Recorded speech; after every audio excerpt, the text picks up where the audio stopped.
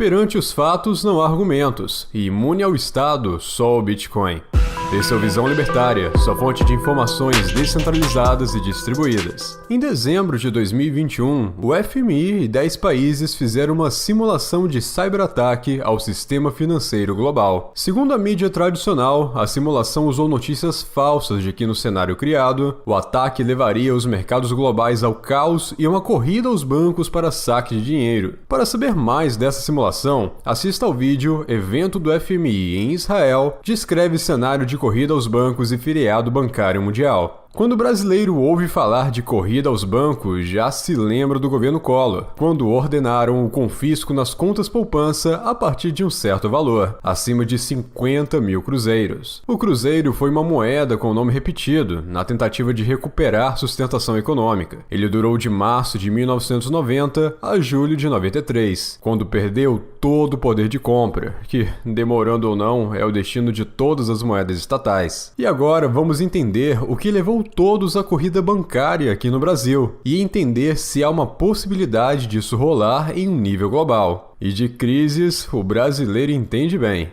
Pelo documentário Confisco, disponível na HBO, dá para vislumbrar a mentalidade de um burocrata que apela ao roubo desavergonhado da população. Inflação monetária, taxas, impostos são roubo oficializado, com que todo mundo teve que se acostumar, aceitar para não ser punido, que ocorrem de modo sutil, rotineiro, mas ainda assim são roubo. E o confisco, quando é muito justificado, com alarde de falência iminente, mesmo carregando literalmente a ideia ruim de expropriação, é bem aceito por quem acredita na besteira de que o imposto é o custo de vida em sociedade. Enquanto o Brasil sofria por décadas com disparada de preços, vários políticos e keynesianistas ferrenhos apareciam com planos mirabolantes para resolver. O congelamento de preços, por exemplo, era, ou ainda é, entre todas as piores ideias, a mais atrativa. Ultimamente, graças ao que fez Salvador Allende no Chile nos anos 70, o Sarney aqui fez nos anos 80 e Alberto Fernandes em 2020 na Argentina. Parece que muitos começaram a aprender que os empresários tão difamados são vítimas tanto quanto os consumidores. Mesmo sem entender exatamente porquê, pelo menos uma parte começou a saber que o tal remédio, além de amargo, nunca foi bom. A Zélia Cardoso de Mello, ministra da Economia do governo Collor, junto da sua equipe, sabia corretamente que a disparada de preços sempre acontece após o aumento muito maior da base monetária em relação ao crescimento econômico. O reequilíbrio da relação entre o despejo financeiro chocante e os bens e serviços será sempre o aumento impactante nos preços. Esses economistas aprendem na faculdade a tratar como um mal necessário. É um mal para nós, que recebemos o suposto remédio que, retoricamente, vai ajudar o Estado a zelar por nós. Na cabeça dos keynesianistas tem um erro básico, antinatural. Eles acreditam que a economia pode ser regida por meio de supostos estímulos ou desincentivos ao consumo, que é possível influenciar o preço ao consumidor. A medida mais comum é alterar a taxa da Selic, ou seja, a taxa básica de juros. Por ela, eles tentam regular o custo do dinheiro para estimular ou conter o consumo. Mas como a torneira monetária do governo Figueiredo já tinha despejado muito dinheiro, os governos seguintes quiseram conter a alta dos preços, determinando congelamento no governo Sarney e fazendo confisco no governo Collor. O próprio Estado já sentia a perda crítica do valor da moeda. São sempre soluções ruins para os problemas que ele mesmo cria. Como já não era mais possível tomar o ouro, como foi até 1934, então foram atrás da poupança das pessoas. A intenção era tanto frear o consumo como se financiar sem emitir mais moeda. E tem uma curiosidade nisso tudo. Como a Zélia Cardoso tinha se casado com o Chico Anísio, diziam que ele se casou com uma piada. Mas os palhaços sempre somos todos nós. E é por isso que quanto mais bitcoins estiverem em carteiras privadas, mais se aproxima a queda do Estado. E os keynesianistas não estão errando, é de propósito. John Maynard Keynes era um socialista inglês que defendia que o Estado deveria sempre intervir para reger a economia. É essa escola de pensamento hegemônica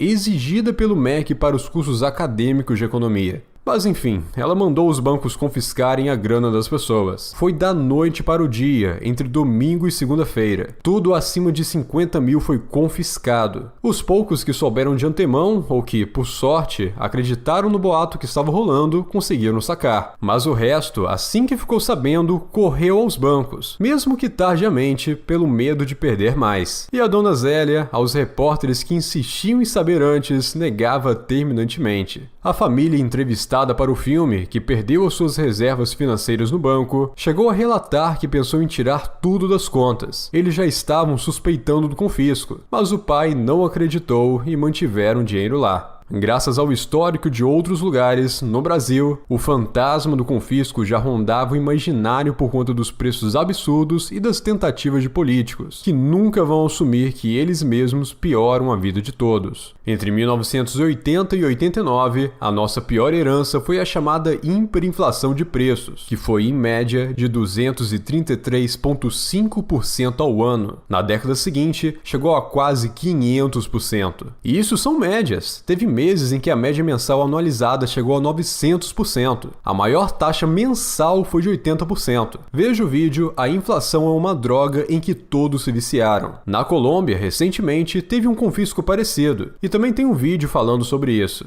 Em 2015, duas autoras de um documento recomendam ao governos que considerem fazer repressão financeira, que é só um nome menos duro para confisco. O documento se chama A Liquidação da Dívida Pública, escrito por Carmen Reinhardt e Belens Brancia. Elas indicam um confisco mais ou menos assim, abre aspas, repressão financeira por meio de uma variedade de mudanças regulatórias, implícitas ou explícitas, tetos de taxas nominais de juros e, em alguns casos, controles de capital e persuasão moral, para induzir as instituições domésticas a adquirir mais títulos de dívidas do governo. Como não é muito específico, dá margem a muitas interpretações. Não é um confisco igualzinho da Célia não, mas é também o governo tomando seu dinheiro por vários meios. É roubo do mesmo jeito e cada vez mais escancarado. Esses documentos de trabalho do FMI se baseiam em pesquisas ainda em andamento e não no ponto de vista da instituição, mas mesmo assim, nada justifica eticamente o roubo. E se estavam pesquisando, é porque cogitaram propor isso ao Fundo Monetário Internacional. Veja bem, se rolasse um confisco hoje, explícito ou implícito, isso poderia gerar uma corrida bancária que tornaria mais interessante a simulação feita em dezembro de 2021. Talvez as notícias falsas na simulação não sejam tão falsas assim. Quem juntar esse documento do FMI com a simulação de corrida aos bancos, fica alerta. Afinal, gato escaldado tem medo até de água fria, e cachorro picado por cobra tem medo até de linguiça. A boa notícia, pelo menos aqui no momento atual, o barateamento da proliferação de informação ajuda a mitigar a passividade popular. Sabemos que cartazes na rua não mudam nada, principalmente se ainda continuarem a pedir que o Estado resolva. Mas um dos eventos mais didáticos para entender que só a propriedade soberana do dinheiro pode melhorar o mundo contra o Estado é o protesto pacífico do Comboio da Liberdade no Canadá, contra a imposição de um documento alegadamente sanitário. Ele ganhou o apoio massivo das pessoas, que doaram mais de 20 bitcoins à causa, principalmente depois que o governo mandou congelar o montante arrecadado em plataformas de financiamento. Além disso, o governo quer bloquear as contas correntes e a chegada de mantimentos aos manifestantes. Como dizia Ludwig von Mises, todo socialista é um ditador disfarçado. E hoje ele poderia completar, mas felizmente agora o mundo tem Bitcoin. A etapa seguinte será perceber que o dinheiro fiduciário nas nossas contas bancárias não é verdadeiramente nosso. Assim como as plataformas dão créditos temporários para estimular nossos gastos nos aplicativos de compra e pagamento, o dinheiro estatal, principalmente quando é digitalizado, é parecido. Na China, mais de 100 mil pessoas já testam o yuan digital, que o governo pode fazer aparecer ou sumir em cada conta, inclusive com prazo de validade, igual aos aplicativos com créditos promocionais. Não ter controle do dinheiro destrói a preferência temporal e isso destrói uma sociedade. Quanto maior é o controle do dinheiro sobre a moeda obrigatória das pessoas, maior é o controle sobre as pessoas. A lição a aprender por isso é que o Estado existe apenas para roubar de um jeito ou de outro, com alegação bonita ou feia, por meio de emissão de dinheiro, por impostos, tudo embalado pela propaganda de público gratuito de qualidade, ou por confisco mesmo, escancarado. Tudo isso é papo furado Estado, o Estado é uma máfia. E isso não é novo, já se falava nisso há pelo menos 2000 anos atrás. Duvida disso? Até mesmo na Bíblia, no capítulo 22 do Evangelho de Mateus, do versículo 17 ao 21, perguntaram a Jesus sobre os impostos. Disseram-lhe: diga-nos, o que te parece? É lícito pagar o tributo a César ou não? Jesus, porém, conhecendo a sua malícia, disse: por que me experimentais, hipócritas? Mostre-me a moeda do tributo. Mostraram dinheiro e ele perguntou: de quem é esta efígie e esta inscrição? Então eles disseram: é de César. E por fim, Jesus disse: então dai a César o que é de César e a Deus o que é de Deus. Ou seja, a moeda fiduciária de César pertencia a César.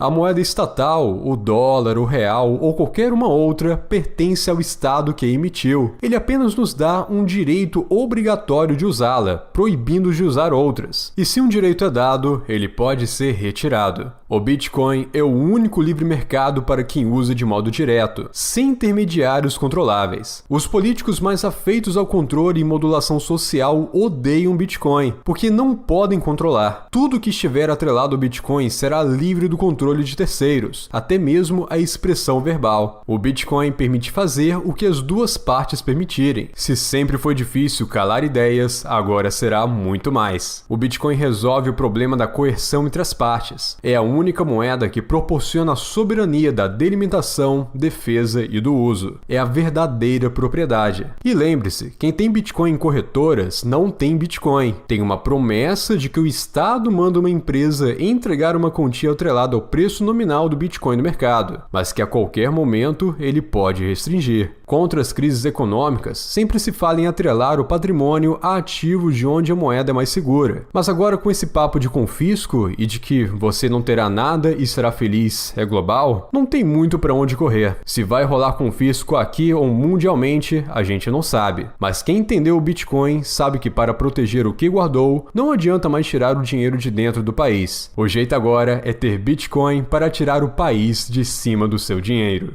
Obrigado por sua audiência. Esse artigo foi sugerido e escrito por Anarco Capivara, revisado por Stan Calderelli e narrado por Pedro Monteiro. Se você gostou desse vídeo, clique no ícone de curtir abaixo e compartilhe o vídeo em sua rede social. Se você deseja ser notificado de outros vídeos, clique em se inscrever e depois no ícone de campainha. Até a próxima!